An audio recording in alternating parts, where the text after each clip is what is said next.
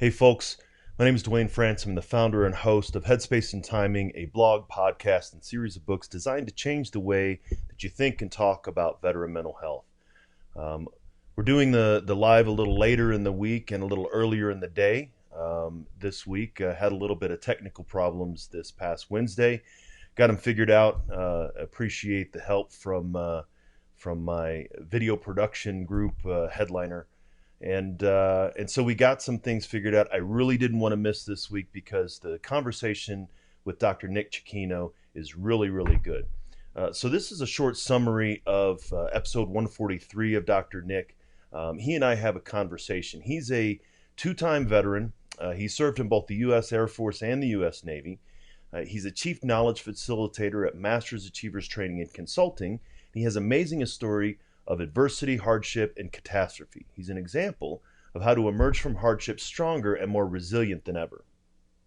So here's a short preview of the episode. Nick and I have been connected on LinkedIn for a little bit, and he reached out and asked if he could share his story with me and the Headspace and Timing audience. We start off by Nick sharing why he wants to do what he does and why he's coming on the show. I do appreciate what people like you and others do to help guys and gals like us, veterans that come back. Some of us have PTSD, some have TBI. Thankfully, I didn't get my PTSD from my active duty service. I got it from witnessing the most horrific, life-changing event in my life, and that was the day that our four young children and about 38 others watched my wife lose her life in a plane crash. So, yeah, that's where I picked up my PTSD. What I would like to, my major focus and my line of expertise, as you're probably well aware, Duane, is I help others get to the point from point A to point B when they're faced with an adversity, life-altering challenge, transitioning from service, military service into civilian life, and then going from civilian life transitioning into a college student life, which is overwhelming. So as you can tell, straight out of the gate, Nick tells about how he lost his wife Donna in a plane crash. Now you might think of some big airliner crash, but this is something a lot more than that.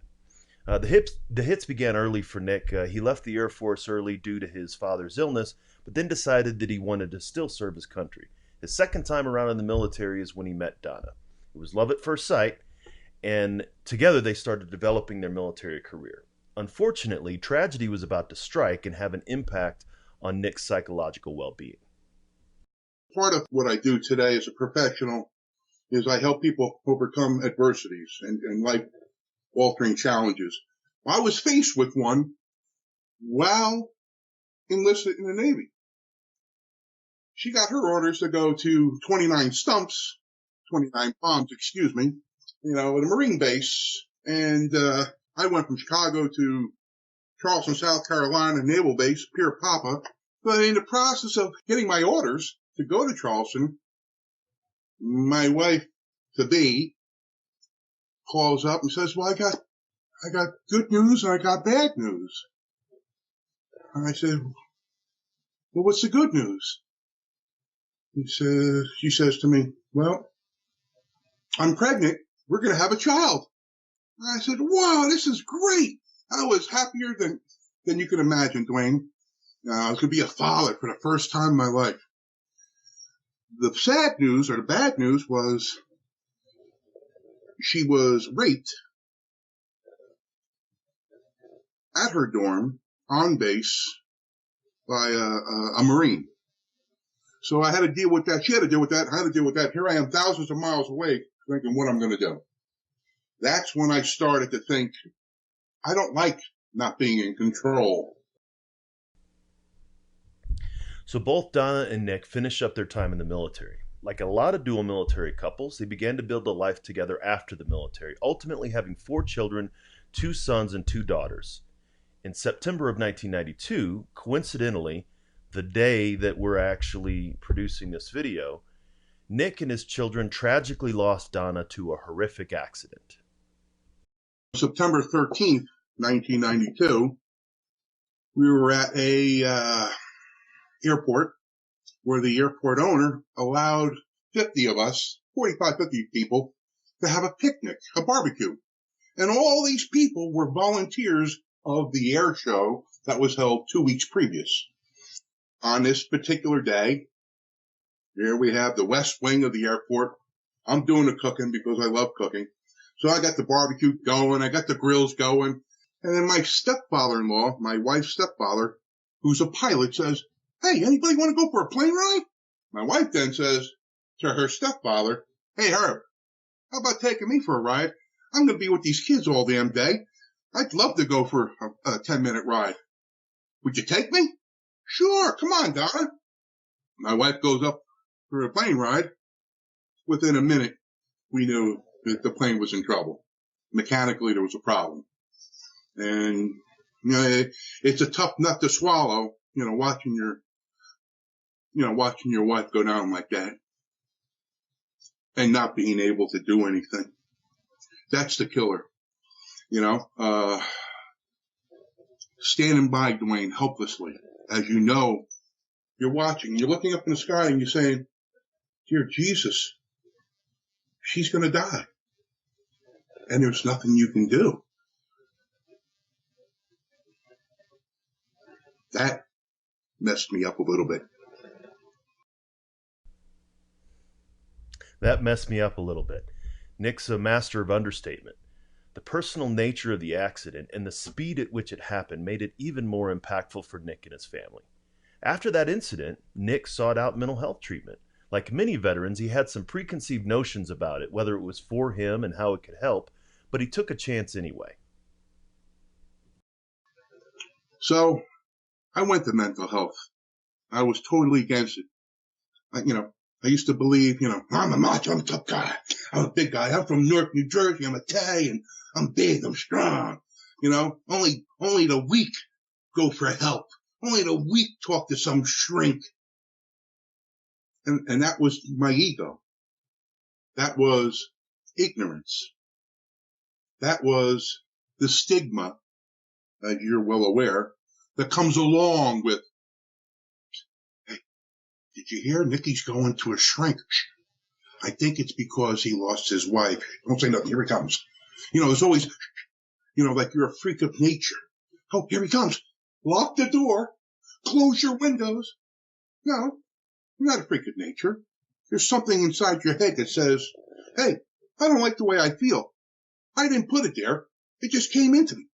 But I need to get it out of there." So how do you get out of here? You talk to people like you. Now, after losing Donna in such a tragic manner, Nick talks about finding the strength that comes from tragedy. We've talked on the show before about post-traumatic growth, and Nick explains what it sounds like, becoming stronger after adversity and adversity. I can't speak for everyone. And I can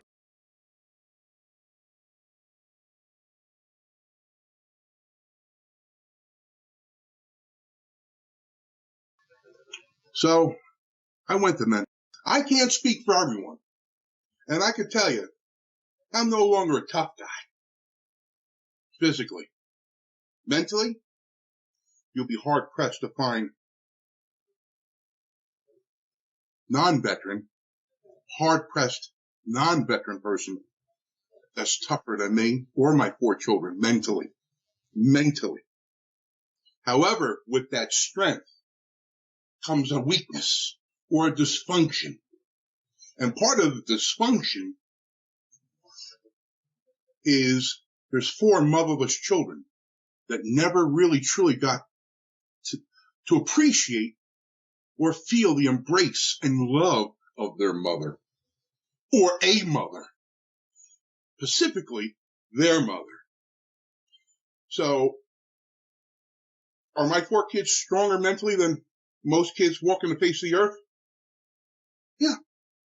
Around here, in their inner circle of friends, no question. Not even close. Now, Nick and I talk a lot more in the longer conversation. There's a little bit of a skip there. Obviously, we still haven't worked out all the technical difficulties. But I really would recommend that you listen to my conversation with Nick. We talk a lot more in depth about the string of adversities that he and his children experience. We talk about his educational career, how he went from making a promise to Donna to finish school at the service at the graveside, and then going on to get his PhD. We talk about how he helps other veterans with his story and a lot more. To check out the show and the full episode when it's released, go to veteranmentalhealth.com/HST143.